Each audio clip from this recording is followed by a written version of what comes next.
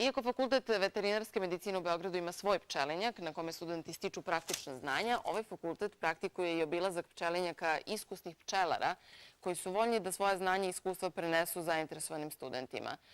Ovog vikenda studenti veterine obišli su pčelinjak u okolini Aleksinca.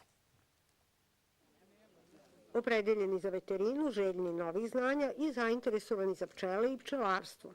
70 studenta Fakulteta veterinarske medicine u Beogradu sa profesorima posjetilo je pčelinjak nadomak Aleksinca. Radili smo razvrjavanje, radili smo, pregledali društva u Medištu, u Plodištu, znači različita legla, trutovska, matična, radilička. Ove vežbe znači zato što za svako ko želi posle kao veterinar da uđe u neku granu sa pčelama, ovo znači da dobije osnovne neke stvari koje će mu pomoći da osnuje svoje prvo društvo, da zna kako da ga pregleda, jer pčela ima mnogo bolesti od kojih mogu da bole. Iako nisu prvi put u kontaktu sa pčelama i na pčelinjaku fakulteta već su imali praktičnu nastavu, ovo je, kažu, novo iskustvo.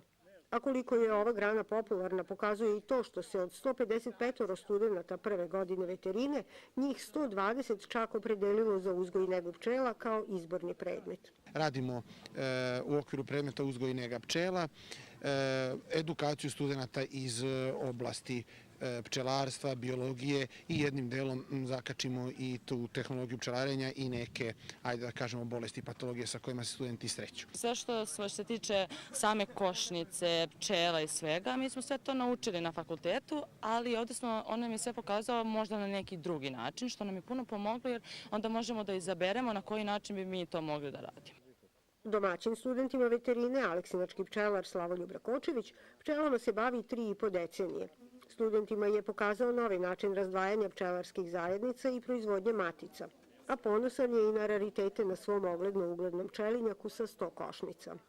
Ove dve košnice koje se sa moje desne i leve strane nalaze, a ispred mene, su takozvana prirodna staništa pčela, odnosno panjevi, u kojima ja budno pratim rast, razvoj i razviće pčelinjih zajednica na jedan prirodni način.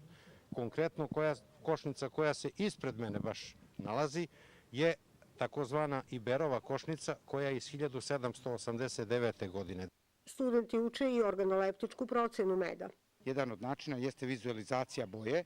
Ovaj med je livada sa malo količinom lipa, to se oseti čulom mirisa. Da li je pravi med ili nije? Procenjujemo na osnovu niti koja se izvlači kada otvorimo. Ako ta nit što duže traje i ne prekida se, to znači da je med autentičan. Ovo je 5. grupa studenta veterine u poseti ovom pčelinjaku koji je do sada inače posjetilo 4.500 pčelara i studenta iz Srbije i inostranstva.